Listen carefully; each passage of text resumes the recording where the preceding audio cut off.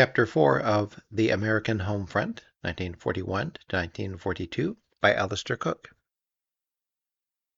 Chapter 4, Deep Down South. Starting south out of Louisville on US 31 West on a mild, sunny afternoon, we drove through more rich, horse-breeding country, and at Cosmosdale entered into the typical landscape of central Kentucky. Little rolling sandstone hills with narrow gullies running down them. The summer's longer than in the Corn Belt, and the rain goes on forever, is what a farmer says.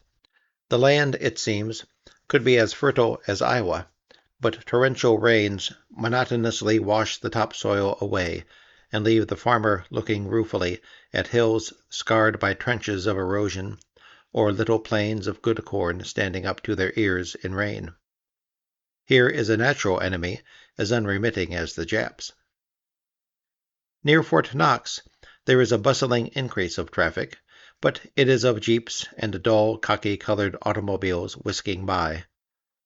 And as evening closes in, there are few signs of peace or war.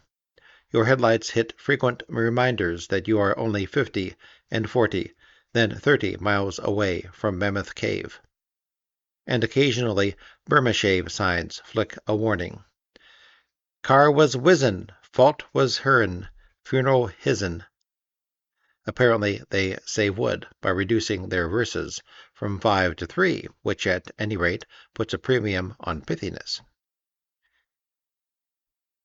Night closes in, extinguishes Kentucky, and pushes the war reeling away into memory, leaving you with the special timeless intimacy of driving at night. You have no goal, only a plowing shaft of light on white cement, and to remind you happily of your own warmth, you hear far away the lonely call of a train. The little dead towns tick by like tombstones of a pioneer's past. Munfordville, Rolletts, Horse Cave, Bear Wallow, Good Night, and then you see a string of lights coming up above your headlights. It is Glasgow, and as good a place as any to stay the night. In the morning, you are back to a country that is much like the poor farming ridges of the Appalachians. Still, undulating land, spiked everywhere with dried corn stalks, it is not so much barren as rusty land. The farmers have been urged by the State Commissioner of Agriculture to solve the sugar shortage by growing an acre of sorghum on every farm. Made into syrup, they are told, it will serve for sugar in ice cream, waffles, pies, cookies, donuts, and there is the further incentive to get more calcium and phosphorus into your diet. This prospect does not greatly excite the farmers. They don't honestly believe that America will have to go short of sugar. The papers this morning report that the Japs are now in Rangoon, but still a long way from Jamaica and Cuba. Also, the farmers are from bitter experience allergic to the promise of paradise via a new crop. The sting of the commissioner's appeal is in the warning that there is no visible market for Kentucky sorghum syrup, and it would be catastrophic for anybody to look forward to a Kentucky sugar bowl. All he is asking is for each farmer to provide his own sugar. It is good advice, and maybe next year they will take it. But hell, they say, they's plenty of good syrup in the drug stores, and if they's one thing America at war don't need to start, it's rationing. Then again, it costs money to buy a mill to crush the juice from the cane, and anyway, sorghum is murder on good soil. Pigs and black cattle are ranging over brown grass. Then the landscape grows barer and more stubbly. Barns and houses are unpainted again, and mules and goats nibble at the foot of red cedars. We leave Kentucky at Adolphus, and in Tennessee the grass looks greener. With little warning, we are in back country, a cramped little wilderness, in which apparently there are still people hopeful enough, or poor enough, to try and drag out a living. It is like a bad caricature of a backdrop for the play Tobacco Road. The sky is clear, and far away birds are mocking the thin goats and the pigs that snivel for garbage in small wallows. The uneven fields on both sides of you are swollen with jutting rocks and stones. There are many Tennessees, yet this is one of them, and you recall, not without some pride, that from this gnarled, unlovely country came Secretary of State Cordell Hull. We get back again onto the main highway, and in Murfreesboro there is a cloudless sky. Spring has soared in from nowhere, and you are 1,000 miles away from the back country of an hour ago. Trim cedar forests give way to fertile, well-cultivated land. The streams are flashing and rippling in the sunshine, and a warm breeze fans the hides of fat Jersey cattle. We duck over rolling hills, prim with fine stands of cedar, and start to climb toward the Cumberland Mountains on our left. The spring plowing is starting. There is a sign advertising walking horses. At Hillsboro, I ask a garage mechanic about the few young men around. An old man in an open shirt standing by says, "They're taking the boys away, truckloads every day." He looks out on the good fields and shakes his head. "Gotta have a crop, though. They can't fight on empty stomachs much." He chuckled and added, "They said I was too old for the last war. Reckon I ain't too old for this one." We go on climbing up to Monteagle, a cool, green place, as clean and stirring as somewhere in the Colorado Rockies. From here, all the way to Chattanooga, through sweeping mountain valleys, it is impossible to think of Pearl Harbor. I suppose Corregidor is as beautiful, and to General Douglas MacArthur it is the natural and fearful terrain of war. But after Virginia, one's imagination is bound by the old-fashioned memories of Bull Run and Appomattox, by lines of infantry running up little hills, by pride that Captain Alvaro Wendell Holmes received a musket ball through the breast, the ankle, the neck, and survived to become a Supreme Court justice. This is the kind of landscape God planned for a civilization that had emerged out of war. It is by a disturbing coincidence the same kind of landscape that he gave so richly to Germany. Perhaps that is why the Germans, who can fight so ruthlessly, weep and give in when their own border is threatened. Alas for these ideals! You soon learn that where the Indian could fight, there the white man had to fight too. And when the time came, he fought his own kind. Southwest of the city of Chattanooga, Lookout Mountain rises 1,400 feet, and there is no further translation needed of the Indian word Chat-tu-tu-noogi, meaning rock rising to a point. The ascent is so sheer that you are reminded of the drive through the control road at Yosemite, where before you flatten out into Tuolumne Mountain meadows, you have the terrifying experience of driving continuously over your right shoulder. Up at the top of Lookout, you expect to find a bare clearing, but at the top of the mountain is a most elaborate park from which you look down on the Tennessee River and on the smoky network of Chattanooga's railroad tracks. There is the sight of moving freight cars and busy transportation, but no noise at all. It is like a movie without a soundtrack.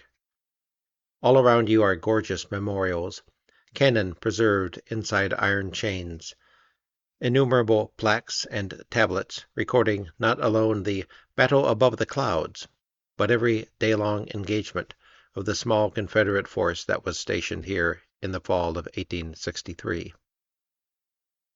You look down at the silent bustle of Chattanooga and wonder if the war can ever mean anything to the South but the most romantic, the best described, and alas, the most elaborately remembered war in history.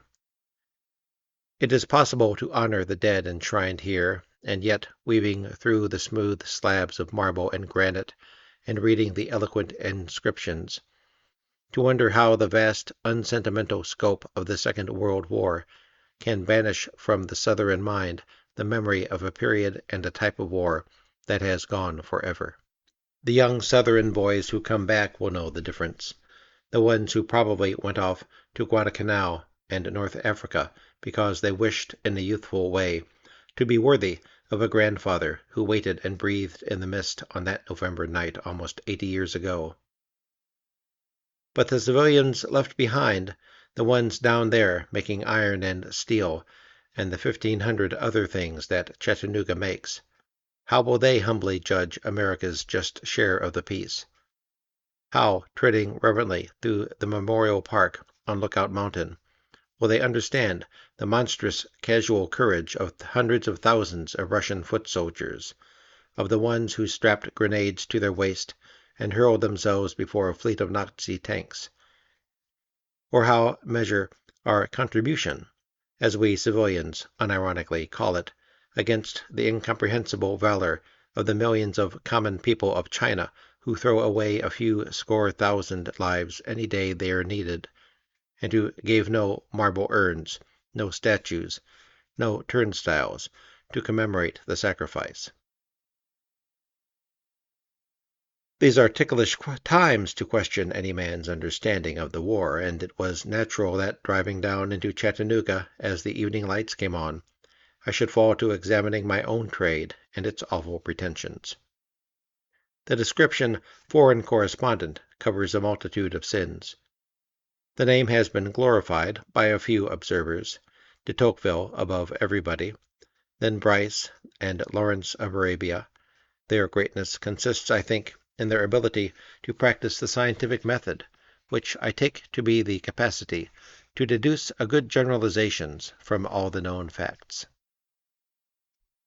There are alone in their genius to absorb the infinite detail of a foreign country's life and digest it into great objectivity.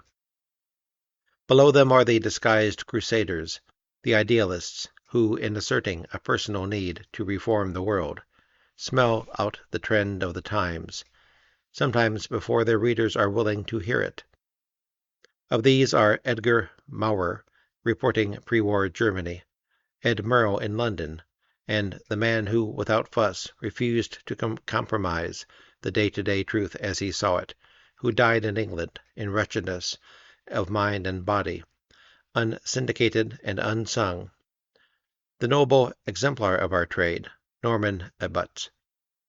The rest is a fine, confusing gallery of energy, talent, disappointed novelists, commentators, and graphic reporters. I thought of these men as I prepared to spend an evening wandering around the town to see if there is any intelligent method of reporting attitudes and feelings toward the war. For this is the glibest pretension of the roving correspondent, who lands up in strange places with little humility and reports his findings with less misgivings. At the end of the evening, I had learned a few sobering things. The people I talked with admittedly did not constitute anything so scientific and foolproof as a sample in the Gallup sense. But they were as various as any handful of humans you could expect to meet in a week in any town.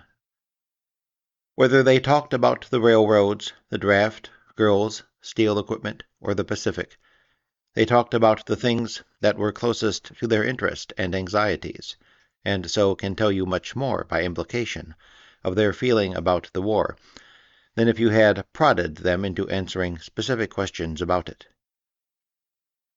If you want to know how the war is affecting a family, a man and woman, or even a community, there is a simple but forgotten fallacy in asking them directly how they stand on the war.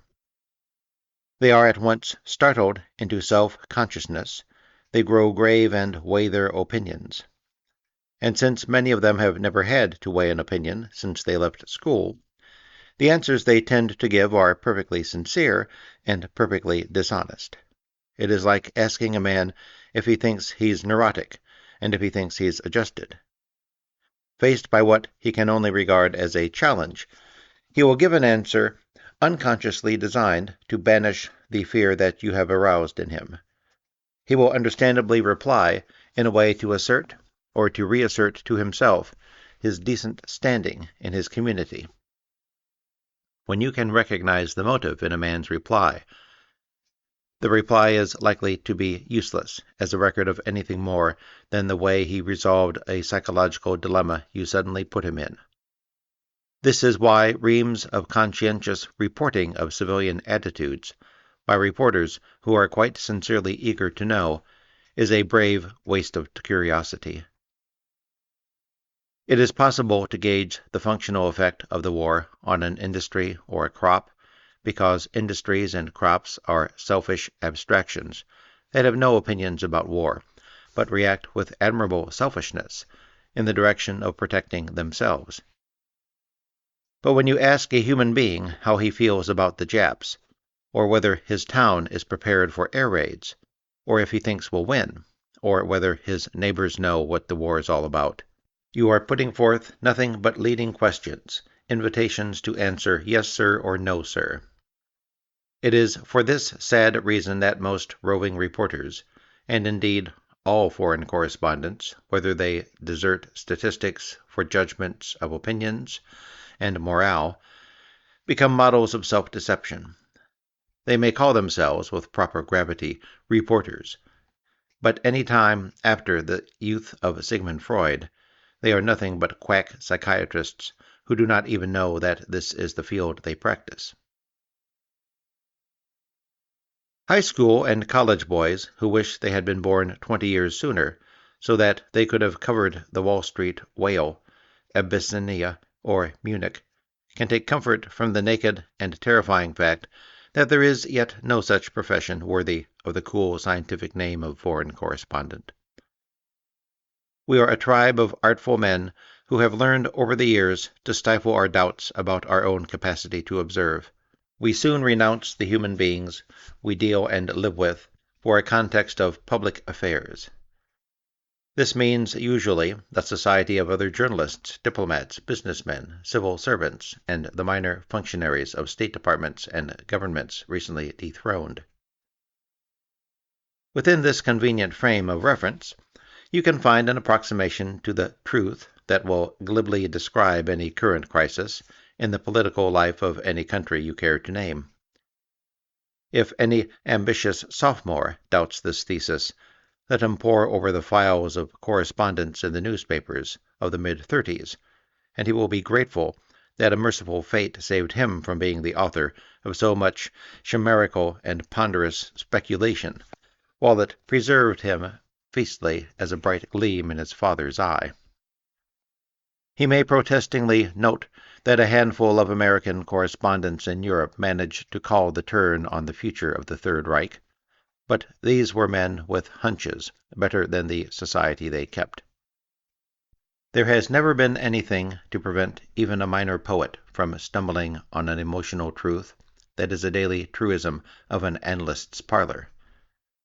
The only difference is that the foreign correspondent solemnly believes his conclusions are reached, when in fact his best and worst sophistries, and predictions and reports of group attitudes, are wholly disorganized plunges in the dark. So the field is still wide open, and the envious sophomore might wish he had been born in 1960, so that by the year AD 2000 he would have a prospect of being one of the responsible pioneers in a profession that, in the early 1900s, was the unclaimed land of psychological squatters, some witless, some fortuitously inspired. Shaky from these meditations, I started out after dinner on my experiment. It entailed rousing a businessman, an editor, a doctor, and roving in a planless way through some bars, the railroad station, a movie, and finally an all-night cafe. Wherever people expressed themselves consciously about the war, they sounded trite, though oftentimes full of conviction. They had a defiant faith in General MacArthur, and very little knowledge of Pacific geography. Most of them thought Bataan could be held for the duration. Most of them were disgusted by the fate of the liner Normandie, now slumped on her side in New York Harbor. They inclined to think it was sabotage, but one man said, "It's what you'd expect of smart-aleck New Yorkers." But when they talked about their own affairs, they were more revealing. Most of them seemed to worry little about air raids, except a man whose wife was learning first aid. But I noticed an attitude that is strong in every city. They wish to believe that their city is important enough, in some unique way to invite sabotage. They do not say, "Who'd ever think of flying in beyond the Smokies, 500 or 600 miles from the coast?" They say, "After all, we're an important railroad center." Some of them were raging Democrats, some of them easygoing appeasers. Those with no relatives in the war zone didn't pretend to know what the war was all about. Some of them were confident, some were anxious. Few of them would have recognized themselves under these labels. They obviously thought of themselves first as Americans, and one or two of them were above everything else Southern Democrats. There was a doctor who distrusted Roosevelt because he listens too much to the Jews. I asked him rudely, which Jews? He took the bandage he was about to tie around my same hurt finger and cut it slowly with a penknife that left a faint rim of rust. He said, "Oh, they're all over the place. I'm from Louisville. If you look into any of the businesses around town, you'll find a Jewish syndicate took it over." This was possibly a hazardous time to argue with him. But a Jewish syndicate was something, like a total eclipse of the sun. I had been promising myself for years. He couldn't name any, but said if I knew Louisville, like he knew Louisville, well, I'd be able to see it for myself. Then he sailed off on his next tack. "Roosevelt's obsessed with all this social reform. The unions have come into the South here and caused more misery than the war between the states." We agree that the chronic headache of the South is to meet the budget, to pay off the annual expenses. He talked bitterly of speculators who, if it hadn't been for the federal benefits, wouldn't have looked twice at an offer of poor land that grew a little corn and cotton and kept the niggers and the poor whites happy enough, happy as they're ever able to be. But once the government steps in to take land humanely out of production, the speculators are happy to outbid honest money and pay a ridiculous price so as to be able to sit back and collect federal benefits. There was another man, a disappointed Democrat, who said that maybe the Department of Agriculture quotas are fair enough if you're looking at the whole picture of the Southern economy, but nobody's farming the whole picture. They talked in a melancholy way about the new type of labor that had come into Chattanooga since the Tennessee Valley Authority instituted its prodigious payroll, and since the make-work WPA started horning in. They admitted that the new population had stimulated retail business, especially in furniture and hosiery, in which Chattanooga leads the South. "After all, if the government'll pay these people to leave their farms and take to wearing stockings, I reckon the clothing stores don't complain. And then these people don't know how to live in cities. They come here and take sick right away. So the patent medicine boys like it too." But they both had friends who were considerable landowners, and the argument comes full circle when you realize, but do not say, that few landowners are virtuous enough to watch the birth rate rising on a vast labor market and relish the Works Progress Administration's paying out regular money to deprive them of the golden chance to employ more and more people at lower and lower wages. The doctor made a gesture of friendship and said, with a strained, faraway look in his eyes, as if honestly trying to envision what would be best for all the people all the time, "I can see that in some countries they needed the social reform, countries like England, where they lived under a class system. Naturally, a man wants to make his own way, and if denied, well, he's likely to wind up in the slums. If there's no place for an ambitious man to go, he's going to get dangerous if you don't give him some sort of insurance, I reckon. But this country was formed on an entirely different idea." It was hopelessly clear that the doctor, who was an extremely mild and amiable man, had not observed too closely the ways of life in his own part of the country. So I asked him if he'd ever seen Pittsburgh, or East St. Louis, or downtown Los Angeles, or Baltimore, or Mobile, or New Orleans, where there are slums as offensively European as Marseille, or Paris, or Sheffield. The inhospitable sarcasm was lost on him. He replied with candid pride, "I was never west of Louisville nor east of Charleston, West Virginia. I don't think I'd ever want to live anyplace else." I wandered off through the town and paused before a Sears Roebuck window, where there was a flaming advertisement draped with a flag and captioned, "Remember Pearl Harbor." In a cafe, some soldiers and sailors from the North and West were kidding a Southern boy about his distrust of Negroes. "You just don't know them, that's all there is to it," he insisted. "They're a mean race of people." A big-boned Westerner with humorous gray eyes went on drumming the table with his fingers and saying, "They're okay. Chattanooga goes to bed early, and before I turned in I noticed two sailors talking the erotic preliminaries to two squat little girls, 15 or 16 at most. In spite of the lavatory legends about sailors, there was much decent embarrassment on both sides, and by the time they left the girls were more subdued, and the sailors more shyly courteous than prep school boys at their first dancing class. That ends part 1 of chapter 4, a long chapter. There's quite a bit more to do. So I'll do that in the next video. Thank you for listening.